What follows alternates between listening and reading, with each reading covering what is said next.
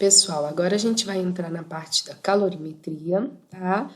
Em que o próprio nome fala pra gente, nós vamos trabalhar agora com o cálculo da quantidade de calor, né? Que um corpo vai doar para o outro, que vai haver troca, né?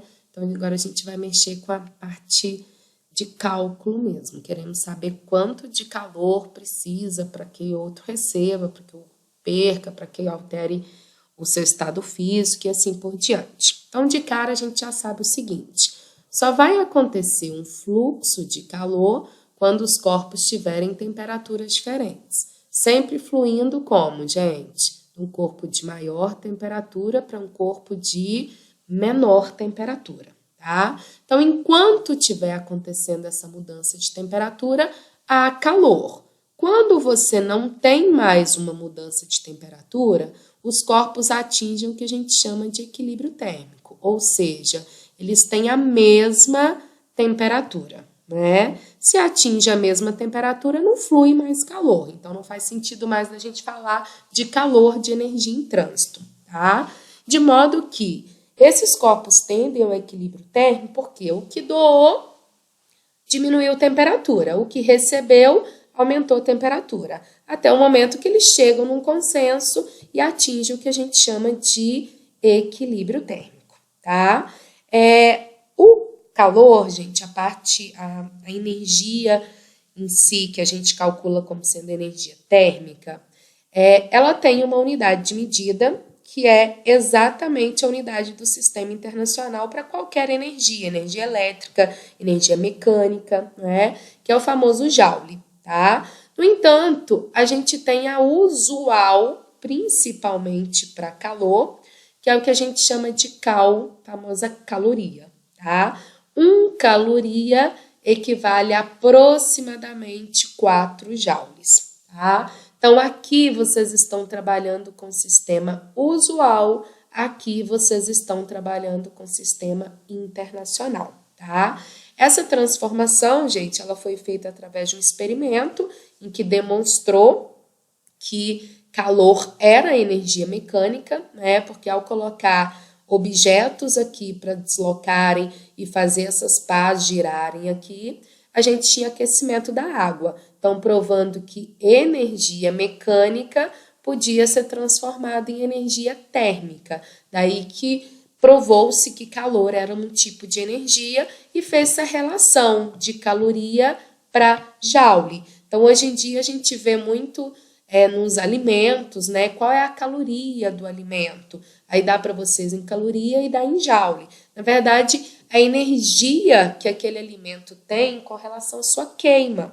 Então, se eu der um exemplo para vocês, eu quero saber qual que é a quantidade de caloria de um amendoim. Eu vou pegar aquele amendoim, vou queimar ele, tá? Colocar fogo, vou deixar ele queimando. Ele vai estar emitindo calor, tá? A quantidade de calor que ele emite para aquecer água, por exemplo, ou qualquer outra coisa, é que representa a caloria dele, tá? Então, caloria, os alimentos que a gente consome, é energia, tá? E esse cálculo da caloria vem da quantidade de calor que aquele alimento consegue liberar, tá? Gente, o detalhe do calor é o seguinte: sempre quando a gente fala em calor, vem na nossa cabeça variação de temperatura. Ele só vai fluir quando os corpos tiverem temperaturas diferentes, tá? No entanto, um corpo que está recebendo calor, necessariamente ele tem que mudar temperatura? Não, tá? Então, ele pode variar temperatura, como ele pode não variar a sua temperatura ao receber calor. Se ele mudar a temperatura, nós chamamos isso de calor sensível. Gente, é calor do mesmo jeito, é energia que você está recebendo de uma fonte, tá? Só que aquele corpo que está recebendo aquela energia só muda a temperatura. No entanto, se ele não mudar a temperatura e continuar recebendo calor, isso quer dizer que ele vai ter uma mudança no seu estado físico, tá? Então, esses são os dois momentos que o corpo pode sofrer, né? Pode acontecer com ele ao receber calor. Ou ele vai mudar a temperatura, a gente vai chamar de calor sensível, ou ele vai mudar o seu estado físico, a gente vai chamar de calor latente. Lembrando que ou ele está mudando temperatura, ou ele está mudando estado físico, tá? Então, aqui a gente tem, olha, que a gente chama de curva de aquecimento, né? A gente tem um efeito, por exemplo, aqui do calor no gelo. Então, ele está no estado sólido, ele recebe calor sem mudar estado, é sensível, ele vai mudar a temperatura. Aí, ele está mudando de estado, ó, é latente. Você vai ter sólido e líquido ao mesmo tempo, sinal que está mudando de estado. Então, não muda a sua temperatura, latente. Agora, você só tem líquido. Então, aqueceu, não tem mudança de estado, sensível. Agora, eu estou tendo uma mudança de estado de líquido para gasoso, latente de novo, certo? Sem mudar a temperatura. E depois está tudo no estado gasoso, continuou recebendo calor, ele vai variar a temperatura sensível. Então, sempre que mudar a temperatura, é sensível. Sempre que a temperatura ficar constante, é latente. E aí, ele vai estar mudando estado físico. Fechado? Então, vamos lá, gente. Esse primeiro momento, a gente vai trabalhar com o calor sensível, ou seja, a quantidade de calor que o corpo recebe para mudar temperatura, tá? Aqui a gente tem o famoso que macete, é a nossa fórmula. O que, gente? É a quantidade de calor que o corpo vai receber ou que o corpo vai perder, né?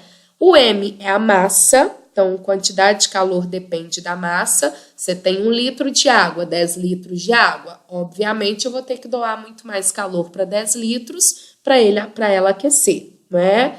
Eu tenho esse Czinho que é muito importante, tá? A gente fala muito na parte teórica, que a gente chama de calor específico. Gente, calor específico, o nome fala, é uma constante que é específico da substância, tá? Então, se a substância mudou, o calor específico muda. Se a substância não mudou, o calor específico não muda, tá? E ela é direta com a quantidade de calor. Por quê, gente? Tem corpos que têm mais facilidade de aquecer, tem corpos que têm mais dificuldade de aquecer, tá? Então, o calor específico vai te falar isso. Quem tiver um calor específico alto tem dificuldade de aquecer. Água, por exemplo, ela é difícil de aquecer e difícil de resfriar. Ela precisa de muito mais calor para aquecer e para resfriar, tá? Metal, ele aquece rápido e esfria rápido. Então, ele tem um calor específico baixo. Então, gente, fácil de aquecer, calor específico é baixo. Difícil de aquecer, calor específico é alto, precisa de mais energia, tá? E, obviamente, a variação de temperatura, porque eu estou calculando o calor sensível, então eu estou mexendo com variação de temperatura. E aí, a gente tem uns detalhes para a gente analisar. Se o corpo está recebendo calor, com certeza a temperatura dele vai aumentar, tá? Então, eu falo que a quantidade de calor é positiva. Se o corpo está perdendo calor, com certeza a temperatura dele vai diminuir. Então, a quantidade de calor vai dar negativa. Renata, o sinal é importante? Importantíssimo, para eu saber quem está recebendo e quem está doando. Então, apareceu um negativo na minha conta, eu sei que ele está perdendo calor. Ficou positivo, eu sei que ele está recebendo calor, tá? Aqui uns exemplos para vocês. Ó, dos materiais que a gente tem na natureza, gente, que nós trabalhamos, a água é uma das que tem o maior calor específico.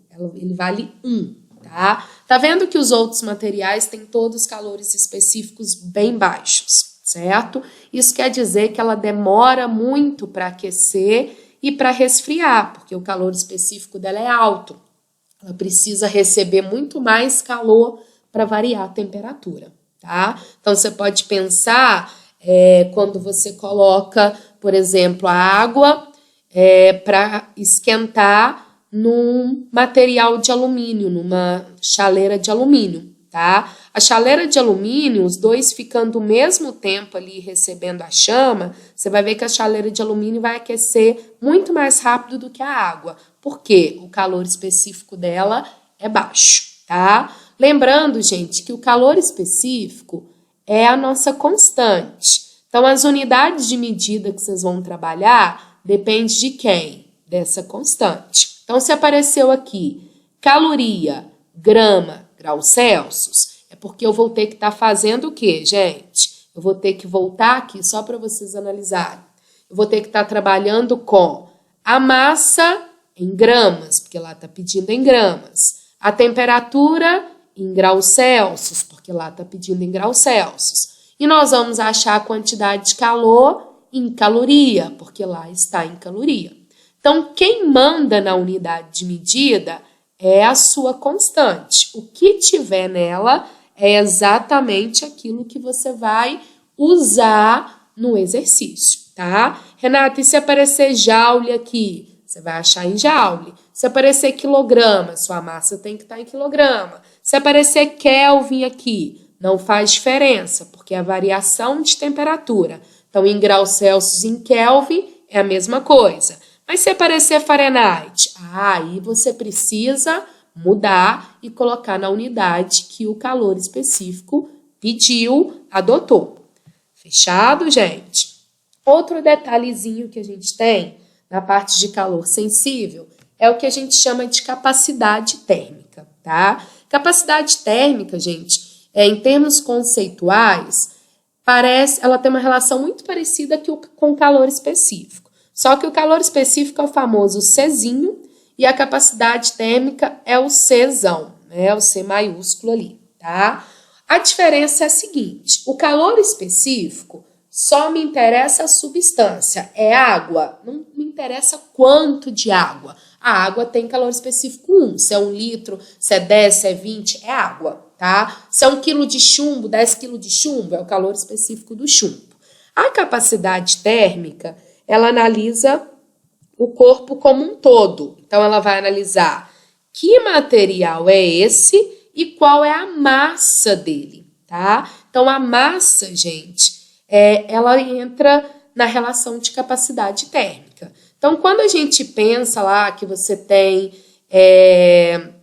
a nossa fórmula, eu tenho lá que quantidade de calor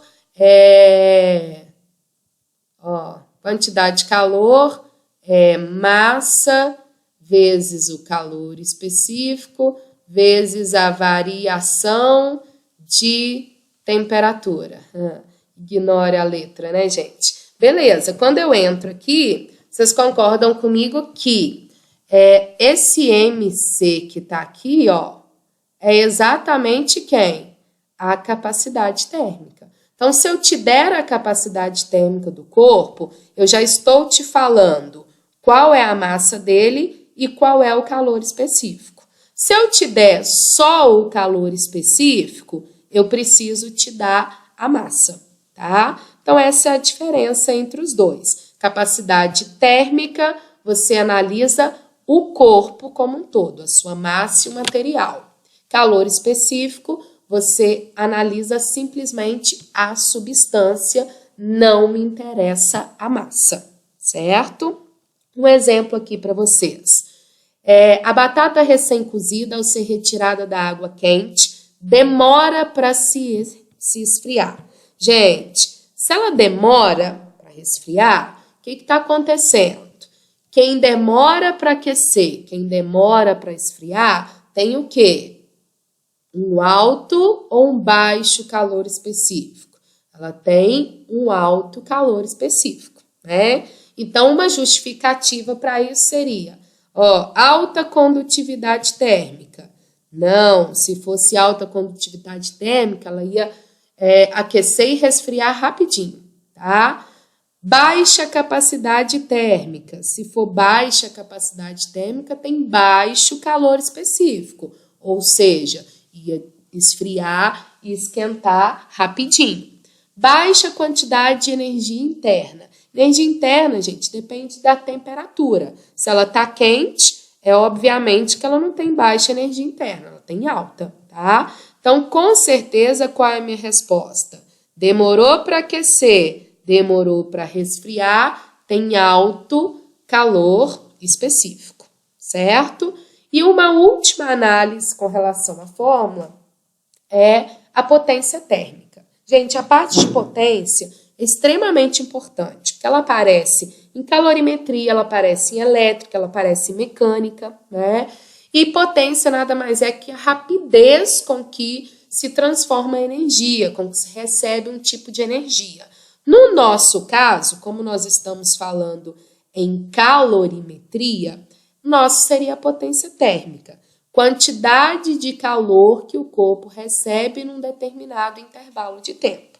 Então, quanto mais rápido aquele corpo receber calor, maior a potência, né? Quanto mais rápido aquela chama doa calor, mais potente ela é. Quanto mais rápido a minha água aquece dentro de um micro-ondas, mais potente ele é, certo? Só precisamos tomar muito cuidado com a unidade, porque a potência, gente, no sistema internacional, ela é dada em watts, né? Então, a gente vê sobre os aparelhos, sobre fontes, aí a gente vê muito em watts. E o watt significa joules por segundo, a quantidade de calor em joule e o tempo em segundos, tá? Então, toma muito cuidado nos exercícios de calorimetria, porque a maioria aparece em caloria e não em joule. Então, não esqueçam que uma caloria é aproximadamente 4,2, aproximando mais ainda aqui, 4 joules. Então, se eu quiser achar em watts, eu preciso transformar de caloria para joule. Senão, dá tudo errado no final, tá? Tem que tomar muito cuidado com as unidades, certo? E agora, pensando em trocas de calor. Gente, quando você pensa em corpos com temperaturas diferentes, colocados em um meio, colocados em um recipiente, eles vão trocar calor, né, até que eles atinjam o que a gente mostrou lá no início da nossa apresentação, que é até atingir o famoso equilíbrio térmico, ou seja, atingirem a mesma temperatura. O que vocês precisam saber é o seguinte: se eu estou pegando dois corpos que estão trocando calor e a troca de calor só existe entre os dois, um doa, o outro recebe, tá? Então, a quantidade de calor doado é igual à quantidade de calor recebido. Como que doa é negativo, o que recebe é positivo, se eu somar, gente, a quantidade de calor trocada entre dois ou entre mais corpos, essa soma tem que dar zero, porque eu estou somando quantidade de calor recebida com quantidade de calor doada. Uma positiva, uma é negativa. O tanto que doa é igual ao tanto que recebe. Então, se eu doei 100 mil e recebi 100 mil, doou menos 100 mil, recebeu mais 100 mil. Menos 100 mil com mais 100 mil vai fechar o quê? Zero, tá? Então, isso tem que acontecer quando você tem uma troca de calor até que os corpos atinjam o equilíbrio térmico. Beleza, galera? E aí a gente finaliza a primeira parte de calorimetria, que é o calor sensível. Na próxima aula, próximo vídeo, a gente vem falando sobre o calor latente, ok? Obrigada!